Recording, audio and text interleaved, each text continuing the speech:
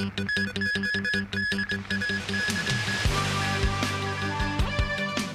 new measure to protect SMS users from scammers. In Yuen Long, a man stabbed to death after a scuffle with two women inside a taxi. And a UN Security Council vote on Gaza delayed as diplomats try to resolve U.S. concerns over wording.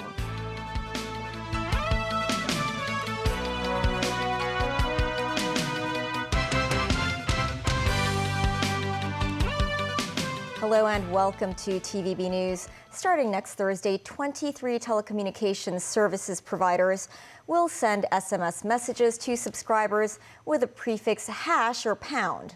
The measure comes after the Office of the Communications Authority announced that an SMS sender registration scheme will be implemented in the telecommunications sector. Mimo Sangai reports. It is common to receive scam calls and messages on a daily basis nowadays. While scammers change their tactics constantly, texts sent by fake telecommunication services providers remain one of the commonly used tricks. To combat such scammers, the Office of the Communications Authority, or OFCA, announced the SMS sender registration scheme today. The scheme will first be implemented in the telecom sector. It would then be expanded to the banking sector in the first quarter of next year. Under the scheme, all registered senders will use registered SMS sender IDs with the prefix hash to deliver SMS messages to subscribers of mobile services. SMS messages with sender IDs containing a hash but not from the registered senders will be blocked by the telecommunication services providers. Currently, 23 telecom providers said they will join the scheme, such as SmarTone, China Mobile, and HKT. Each registered telecom provider has several hash sender IDs. For instance, SmarTone has 3 registered sender IDs, hash SmarTone, hash SMC Plus, and hash Pay by ST Bill. However, a hash will not appear in SMS messages, which require users to reply to the senders via phone numbers. News 9, TVB News. A man was stabbed and died in Yuen Long after a scuffle involving two women in a taxi. Police arrested 2 female suspects in Tin Shui Wai. Large amounts of blood covered the interior of the vehicle and parts of the road. Authorities said the incident occurred at around 4 in the morning when a man and 2 women physically attacked each other after they boarded a taxi near Shui Pin Wai Estate. The 2 women then got off the vehicle and boarded another taxi. The man suffered stab wounds. The driver of the first taxi reported the assault to the police. The 48-year-old man had wounds to the chest and was sent to hospital where he died. The 2 female suspects, aged 36 and 37, fled to Tin Ching Estate in Tin Shui Wai, where they were arrested by police. Sources said the fight was over a relationship dispute. 1 man died and 6 others were injured in a fire that broke out at Tung Tau Estate apartment in Wong Tai Sin this morning. Authorities say fire accelerants were found in the apartment and have classified the case as arson and wounding. The incident happened at around 7 a.m. at Kwai Tung House. This is the apartment where the fire broke out. About 30 residents were evacuated from the building.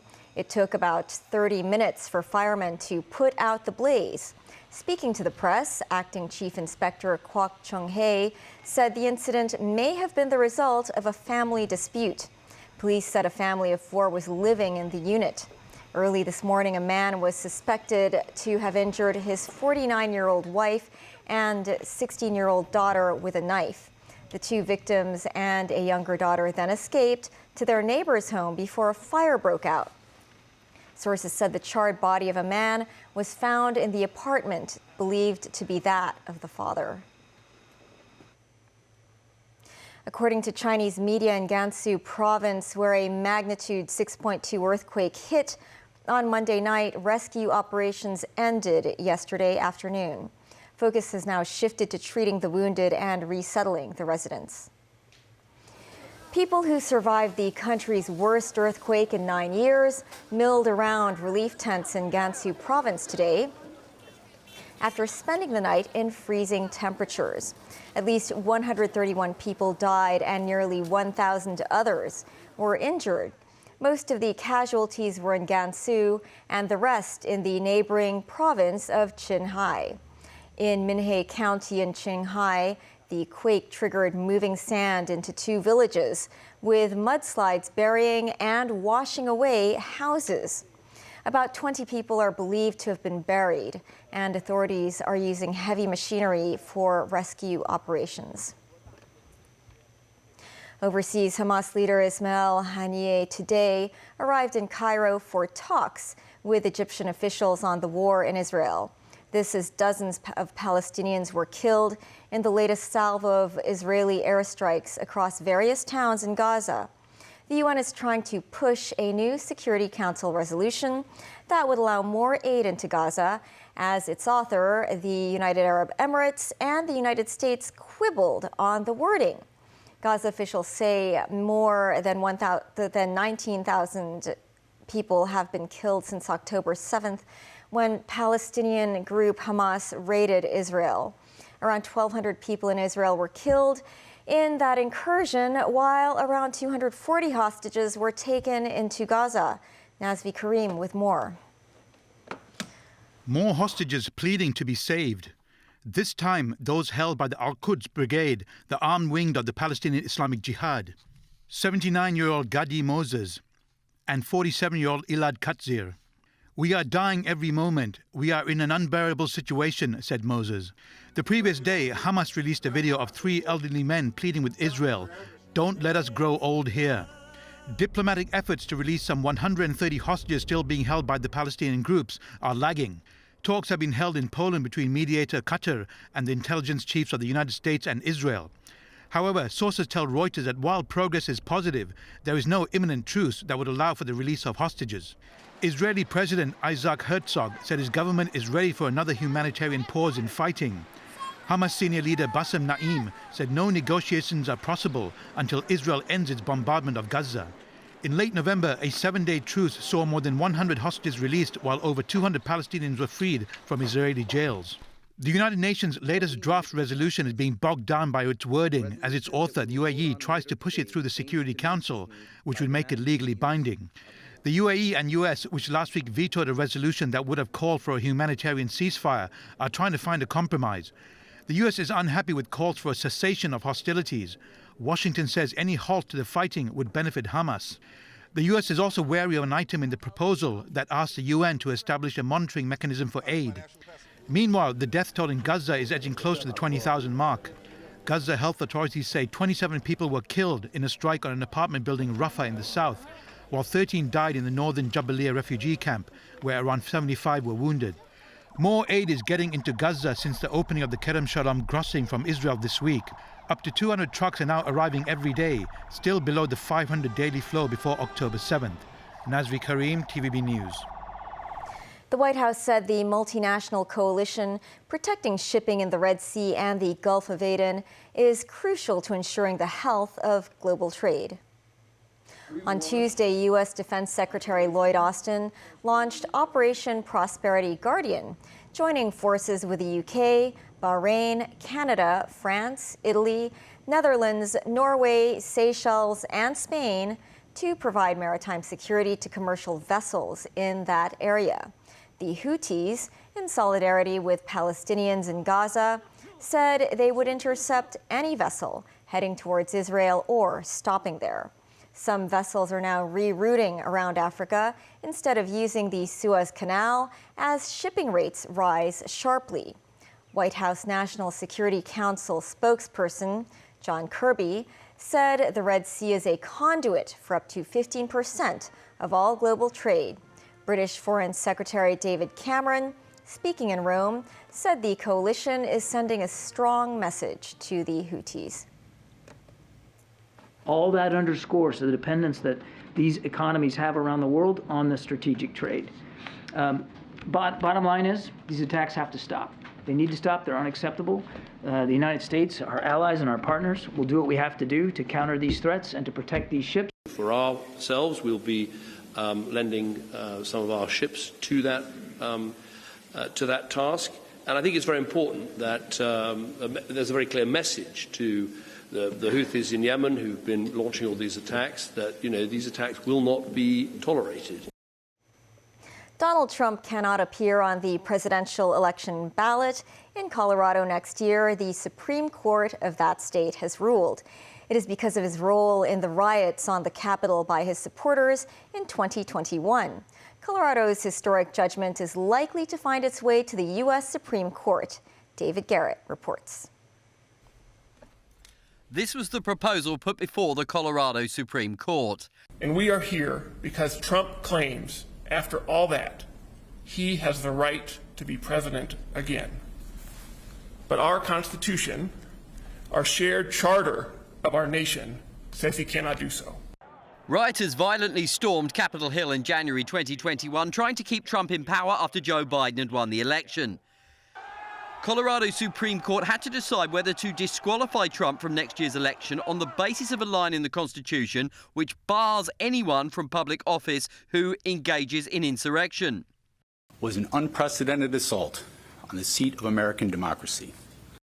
Legal challenges in other states have failed. The Colorado Supreme Court ruled 4-3 that Trump is not an eligible candidate based on Section 3 of the 14th Amendment. Trump called it anti-democratic and will appeal. The ruling is therefore on hold. The justices wrote, "We did not reach these conclusions lightly. We are mindful of the magnitude." It wasn't surprising in that we think the law and the evidence points in this direction. It was reassuring that people on the court recognized the right decision and had the courage to follow the law and the facts where they led. And so I'm very proud to be a Coloradan and an American today.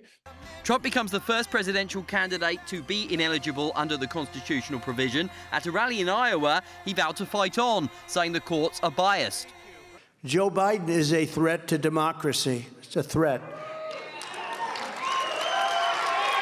They're weaponizing law enforcement for high-level election interference because we're beating them so badly in the polls. Trump supporters did not seem bothered and stand by their man. Donald Trump, when he was in, no wars, China was in check, and Iraq was soldiers there, in Iran. He had him under control, simple as that. He really wants to do what's best for America, and that's what everybody wants, really, when you come down to it. The stage is set at the U.S. Supreme Court, which has a 6-3 Conservative majority, including 3 justices appointed by Trump. The highest court in the land has never ruled on this amendment to the Constitution, which was put in place after the Civil War in the 1800s. Donald Trump has never been found guilty of insurrection. Even some liberals say it should be up to the voters, not the courts, to decide if Trump is a danger to America. David Garrett, TVB News. Still ahead, a medical specialist says COVID vaccines targeting the XBB variant can also help people resist the new JN1 strain. The Hong Kong Tourism Board offering dining vouchers worth $100 each to local residents. And the number of flight arrivals and departures at Hong Kong International Airport rises to 80% of pre-pandemic levels.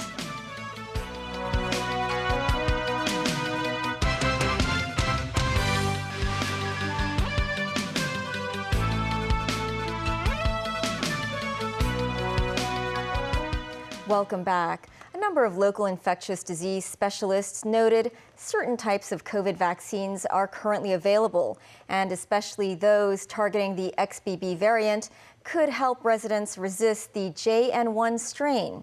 Several health authorities have urged those in high-risk groups to get the jab as soon as possible. Timothy Lee tells us more. The JN.1 coronavirus strain has seen significant growth abroad, and many are concerned whether the strain has already become mainstream in Hong Kong. According to latest figures from the Center for Health Protection, as of 2 weeks ago, lab results indicated there were 87 positive COVID cases during that week, but none of them involved the mutant strain. This, as Dr. Joseph Zhang from the Hong Kong Medical Association's Advisory Committee on Communicable Diseases stressed the difficulty of determining whether a patient has the mutant strain if they only use the rapid antigen tests. Dr. Zhang noted the JN.1 strain's transmissibility is ever increasing, but added the same rise is yet to be observed for the rate of severe cases. Given the genome sequencing of the JN.1 strain cases are related to the Omicron variant, he emphasized vaccines that are currently available could help prevent severe cases and fatalities. Dr. Zhang suggested those who got the jab more than 6 months ago, especially elderly residents and those suffering from chronic health issues, should get the third-generation XBB vaccine. Those who are eligible for the jab include care home residents as well as people aged 65 or above. They can register and get the jab for free at designated private clinics, clinics under the Hospital Authority and Department of Health. Timothy Lee, TVB News. The Hong Kong Tourism Board is offering 100,000 dining vouchers worth $100 each to residents. It is the first phase of a scheme to hand out 200,000 vouchers in a bid to boost the nighttime economy. Residents must pick one among 630 restaurants and bars to make use of their vouchers. They must then dine at the selected location within 30 days after 6 p.m. and spend more than $100. The second phase of the voucher scheme will be rolled out on the 10th of next month. The airport authority said the number of flight arrivals and departures at Hong Kong International Airport has risen to 80% of pre-pandemic levels. The airport body predicted more than 1,000 flights will fly in and out of the city daily during the Christmas and Chinese New Year holidays. Currently, an average of 960 flights arrive and depart from the city's airport each day. The passenger capacity has also increased to around 75% of pre-pandemic levels. The airport authority predicts around 160,000 people will pass through the airport each day during the upcoming holidays. Most flights are expected to be between the SAR and Taipei, with around 70 flights a day. Police will implement crowd safety management measures and special traffic arrangements in Kowloon and Hong Kong Island on Christmas Eve and Christmas Day. Roads such as Lang Kwai Fong and Wing Hua Lane will be closed to vehicles between 2 p.m. on December 24 and 5 a.m. the next day. Roads in Tsim Sha Tsui district, including eastbound and westbound Salisbury Road, between Science Museum Road and Kowloon Park Drive, will be closed starting from 6 p.m. on Christmas Eve. Meanwhile, MTR said enhanced overnight train services will operate during the festive season. And that is the news. Thanks for watching. Bye for now.